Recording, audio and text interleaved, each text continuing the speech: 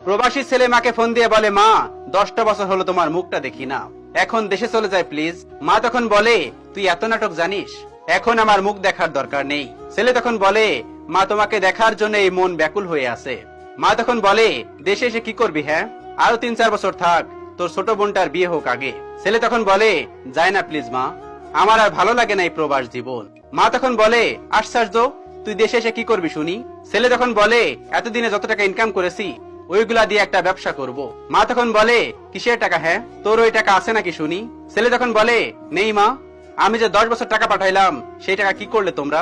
মা তখন বলে, কি আবার করব, তোকে বিদেশ পাঠাইছি মানুষের কাছে টাকা ধার নিয়ে, সেই টাকা শোধ করছি, আবার আমরা খাইছি, তোর ছোট ভাইকে একটা বাড়ি করে দিছি। ছেলে তখন বলল, ও, কিন্তু মা তুমি যে বলেছিলে তোর একটা টাকাও নষ্ট হয়নি, সব টাকা আমানত ভাবে আছে। মা তখন বলল, বলছি তো আছে। ছেলে তখন বলল, আচ্ছা ঠিক আছে, সমস্যা নেই। মা তোমার শরীর কেমন আছে? সুস্থ আছো তো? ঠিকভাবে ওষুধ খাচ্ছ তো? মা তখন বলল, হ্যাঁ ভালো আছি, এখন ফোনটা রাখ, পরে কথা হবে। ছেলে তখন বলল, মা তুমি জিজ্ঞেস করবে না আমি কেমন আছি? মা তখন এপাশ থেকে বলল, বিদেশে কেউ খারাপ থাকে নাকি? সবাই তো ভালোই থাকে, এখানে জিজ্ঞেস করার কি আছে?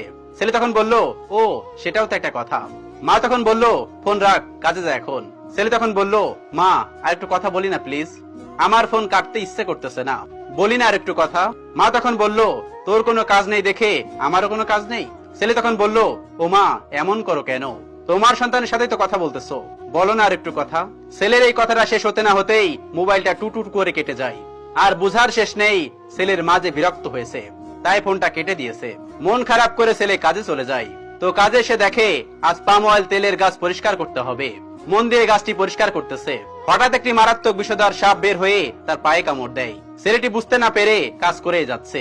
যখন সেই সাপের বিষটা পুরো শরীরে বিস্তার হয় তখন ছেলেটি বুঝতে পারে তাকে সাপ কামড় দিয়েছে। কিন্তু সেই সময় আর ছেলেটির কিছুটি করার ছিল না। এর ঠিক 10 মিনিট পরেই মারাত্মক বিষের প্রভাবে ছেলেটি মারা যায় সেখানেই। এরপর কিছু প্রবাসী ওর মায়ের ফোন নাম্বার দেখে ওর মাকে ফোন দেয়।